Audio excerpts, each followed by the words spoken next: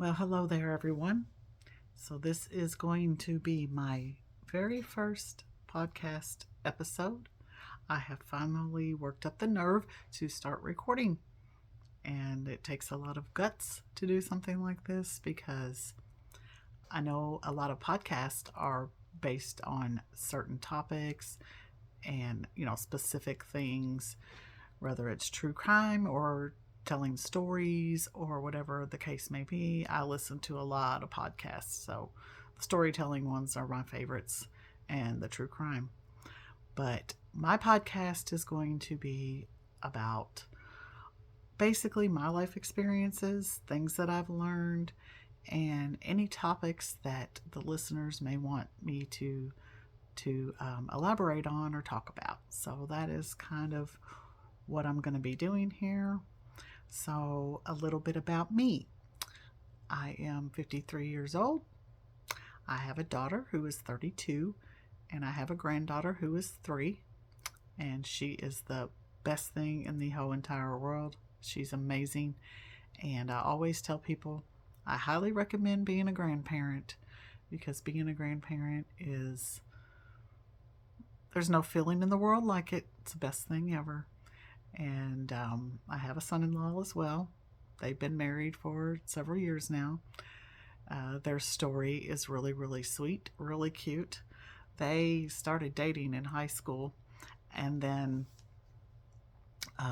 they they dated. I think they got together sophomore year, and then when senior year came around,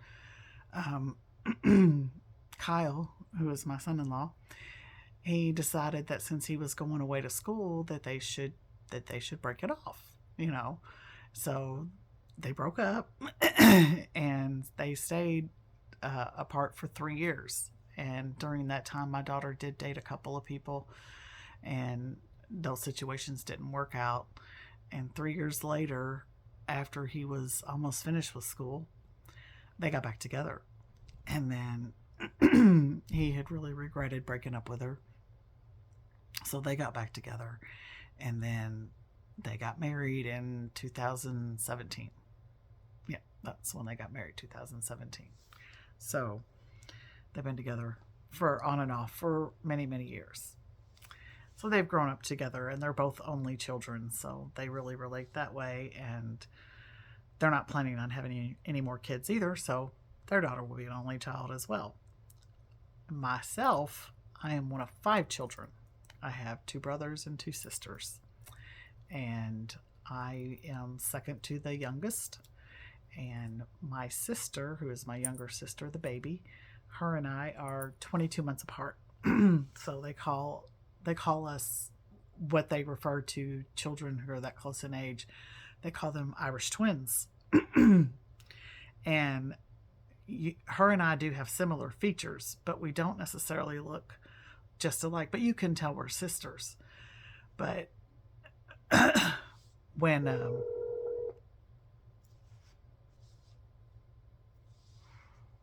okay, so when we live together, we share a house. My sister and I do, and her daughter, she has 3 children, but one of her daughters also lives here with us. So we all 3 share this house, and there's a whole story behind how that came to be as well. But we travel a lot. We love to travel. And a couple of years ago, we were out in Nevada. We was at the Nevada-California state line. And the whole time we were there, everywhere we went, people kept asking if we were twins. And it was so funny to us because it's just so funny how different people are in different areas of the country. And we had never been asked that before. People could always tell we were sisters, but nobody had ever asked us if we were twins. And I think we got asked that, I don't know how many times. It was several times. And they also liked our accents because we're from Kentucky. So our accents, the southern accent is really really obvious in other places, I guess. And they just loved our accents. That was funny to me too, because I don't feel like I really have one, but when I go other places, I definitely do. So that's pretty funny. But so there's just been so much going on lately in our world, and so many things are changing, and we are times are unprecedented right now. So um, I I am very intuitive, very spirit. I'm not a religious person, but I am spiritual, and I'm very intuitive, and I do sometimes receive. I don't know if you'd call them premonitions or just visions. Sometimes it comes in a vision, um, and or just it'll just come into my mind, just like a thought or an idea. Not really an idea, but it'll be something that I know came from. It's coming from spirit, and so I'll know when it is. It's very very different. So I do rely on that a lot, and I don't want to make politics the main focus of this podcast, but I know we all know that there's so much going on right now, and um, I'm part of. If anybody here is listening that is on TikTok, um, we have a little club on there. There's two. We refer to ourselves in two different ways: the 4 a.m. Club and the Blue Lulu Club. So the 4 a.m. Club, which I know probably a lot of you are going to relate to, that we all woke up around 4 a.m. Mine was 3 a.m. Me and my sister both. We had both fell asleep on the couch on election night, watching the election, and we both fell asleep. Both of us woke up at the very same time at 3 o'clock in the morning, and some people woke up at 4 o'clock. So we call ourselves the 4 a.m. Club, and just had that feeling like, oh God, what happened? Something's not right. And realized, of course, that, Kamala had lost the election. And so at that point in time, I was tired. I had to work the next day. So I just went to bed. And, I was sad and I was upset, but I just went to bed. And then as the days were going by, and I started seeing like how everything happened and the numbers as they were coming in, I just kept saying to myself, something's not right here. The math isn't mathing. And I know I'm not the only person. I know there's a lot of people who felt the same way. I remember I was talking to my brother, and he just, I told him, I said, Tim, what president has ever won every single swing state? I said, what president has ever turned the blue wall red? When has that ever happened? It's never happened. I said, this doesn't make any sense. I can understand some states will flip in some elections, but most of the time they just don't. I live in Kentucky, and I've wanted Kentucky to flip blue for forever and ever. It's never happened. We have a Democratic governor, Andy Beshear, and he was actually on the short list of being considered to run as VP with Kamala, and he's amazing. And I love him so much, and I'm glad he's still here with us in Kentucky. And but our state, it's funny because there's two big cities. There's Louisville and there's Lexington, and those two cities are, I guess, the most blue. Louisville's more blue than Lexington is, but those are the two areas of the state that are blue, and then you've got all the rural areas that are red. So the state always seems to, it's never turned blue. Maybe it has before my time, but it's always been red as far as I've known. So it's very rare that a lot of these states that are, predictably blue or red ever flip. And there were so many of them that flipped, and I was like, this doesn't make any sense. And then I just got this intuitive message that just said, Donald Trump's not going to be president. That's all it said, and nothing else. And when I got that, I took it, and I've, just kept it with me from then on. And now there's all of this information that's coming about, and all of these things that are being discussed about possible election interference and whether or not he's qualified to be president because of the January 6th incident, inciting an insurrection. So we'll just have to wait and see what happens. We're just patiently waiting. Popcorn and patience. There's a creator on TikTok who I love. She also does videos on here, and her name is the Empress. Let's see, I know it's CJJ, the Empress. Or you all probably know who she is, but anyway, she's amazing and I love her. But she always has popcorn and patience talking to when she talks about waiting for the big news to be revealed publicly, because there's a lot of this that they have to do on the down low. But anyway, that's neither here nor there. So, and then we also have the other thing that is going on right now is everybody's, well, not me, I haven't yet, but in a lot of the, first it was New Jersey and then it's all of these states, everybody's seeing these orbs in the air, in the sky, and drones in the sky, and the amount keeps increasing that people are seeing these, and people are, posting their videos of when they see them, and they're, what is that? What is that? Oh my God, what is that?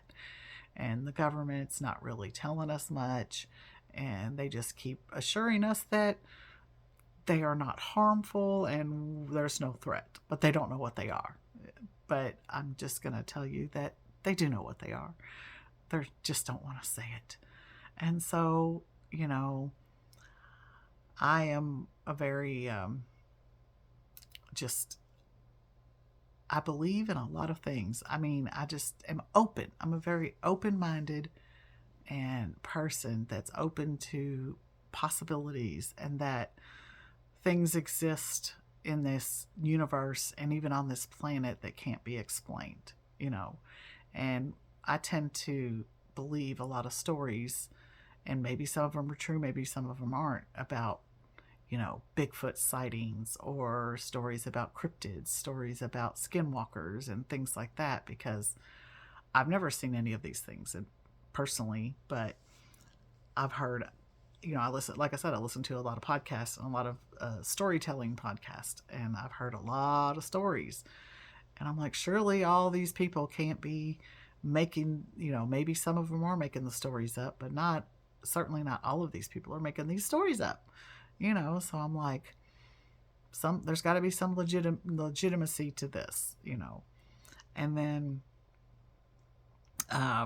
with these orbs, or UAPs, which is really the proper term. I really hate that they've been referring to these as drones, which I know there are drones, because the drones are being flown up there because they're trying to figure out what these UAPs are.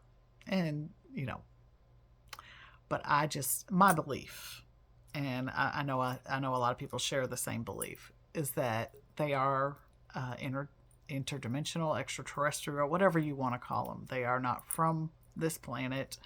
They are from another planet, maybe several planets. And I believe that the reason that they are here, one of the reasons, is because right now that threat of nuclear war is just kind of looming. It's just kind of looming with everything that's going on with Russia, with the Russia and Ukraine war, with Russia wanting to possibly move into other countries. And so there's just a lot of things going on there. And from what I understand, they have no desire whatsoever, and I'm talking about the extraterrestrials, to destroy our planet, or for us to destroy our planet, because it would kind of cause a major imbalance within the universe, and it would affect other planets. And so they are here because if there is any type of nuclear weapon that is activated, then they will deactivate it. They will stop it. They do not want this to happen. So this is one of the reasons they're here. So I personally don't believe that they are a threat at all. I believe that they are friends, and they are here to protect us. And here in the part of Kentucky that I live in a small town right out about 30 miles outside of Louisville. And I haven't seen one single orb or UAP. And I'm really sad about it, because I really want to see one. and I have yet to see any. I like watching the videos of people that have them, but I haven't seen them. So, I'm hoping they'll show up here at some point. Um, but until then, I just have to live vicariously through the people who have seen them and have the videos and whatnot. So, but I just don't.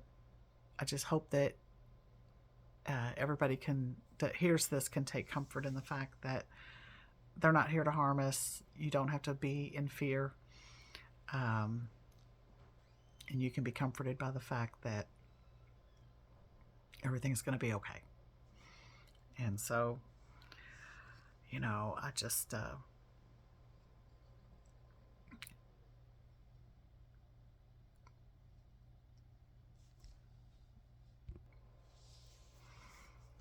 so back on the topic of politics, this is just not anything specific about any candidates or anything like that, but just a little bit of my background. So I was, like I said, I'm one of 5 children. My parents, they got married very, very young, like they did back then. My mom was 15 and he was 17 when they got married. And they were originally from upstate New York. And they moved down to Louisville. I believe it was 1968 when they moved down here. So, and I was born in 71. So,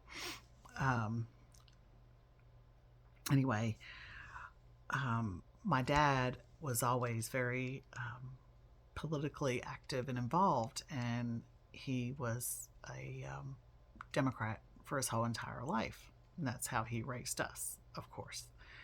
And not all of my siblings are really as involved in politics as me and my brother. I have 2 brothers. So I have a brother that's the oldest, and then the brother I'm closest to is 2 years older than me. And him and I are very, very close.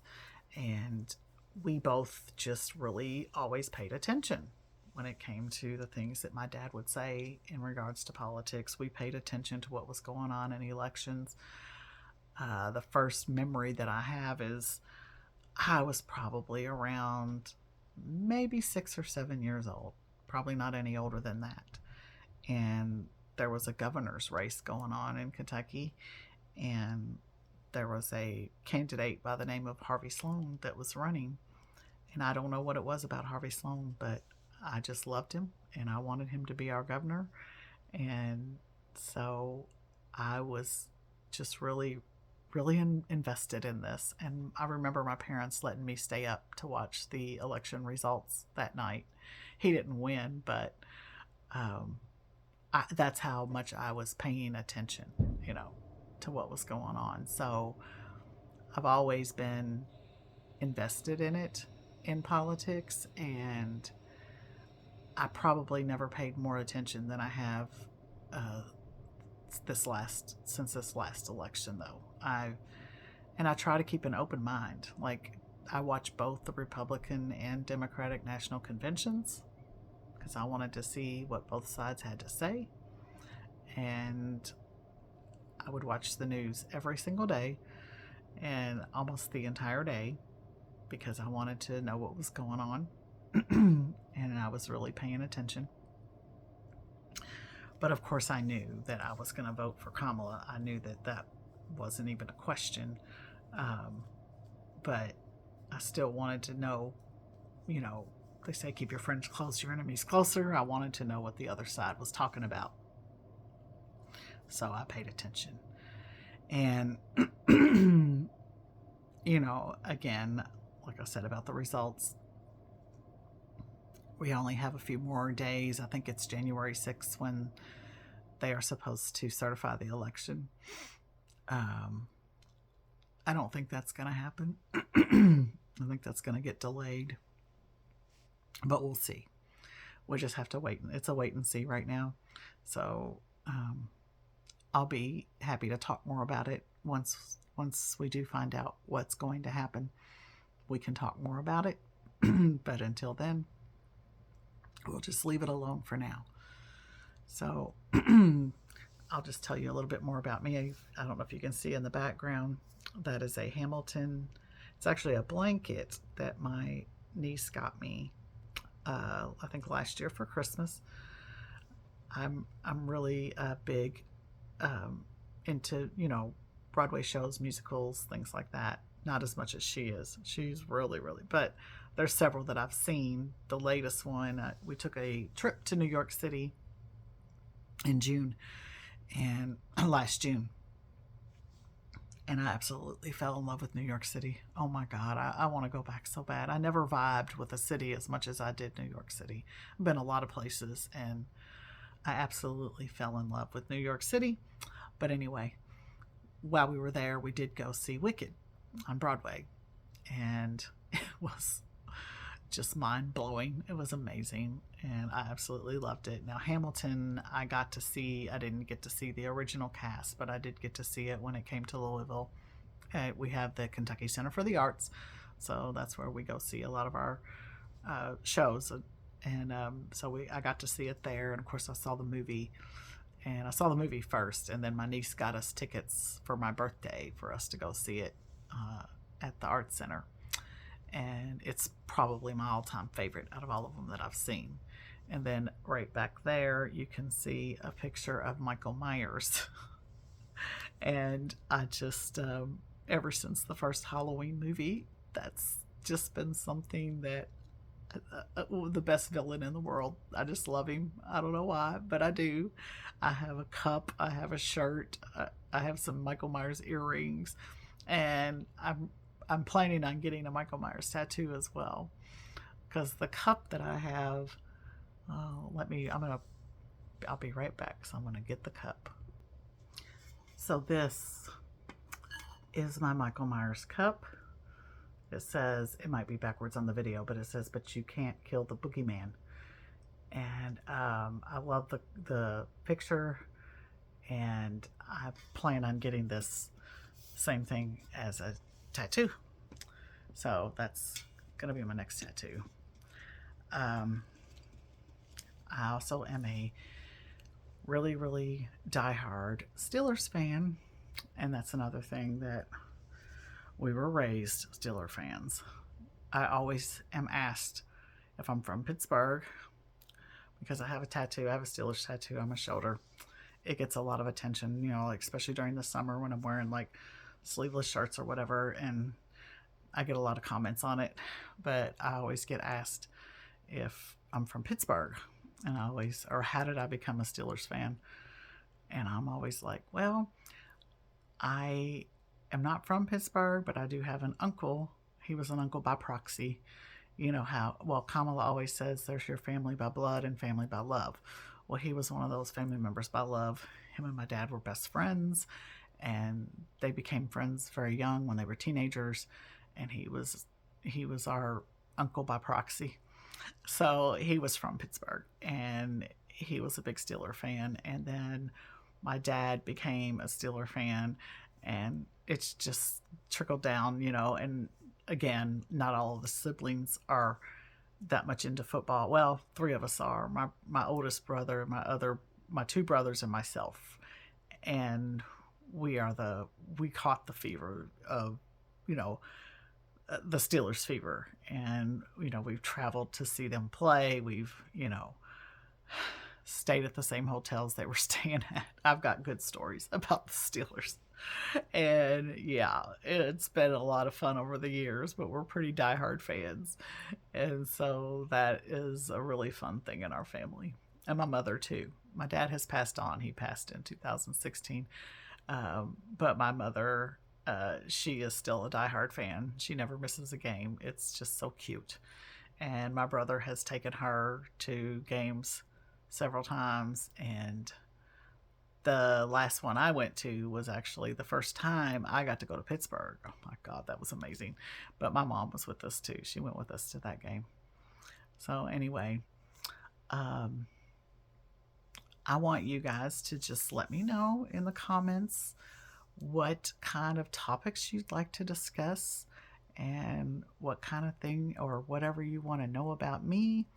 Any questions that you might have, this is just a kind of an introductory episode, so I do have a lot more that I can talk about. I've got some really I've had a very interesting life, and I plan to write a book, but I definitely am one of those people that has had some life experience that allows me to be able to really give some good advice to people, especially when it comes to relationships.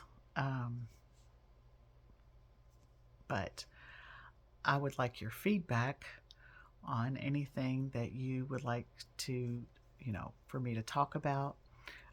If you're interested in joining me on the podcast, and we can also explore that option. So I'm new at this. This is my first episode, so I definitely am going to expand, and I want it to grow, and I want to reach as many people as I can because I feel like I can really help a lot of people. And everybody has a story. We all have a story. We all have things that we've gone through, and I've gone through a lot of things. And my brother tells me that I'm the strongest person in our family, and I said, well, I really didn't have a choice. I had to be strong. Um, but we'll get more into that as I continue to record episodes.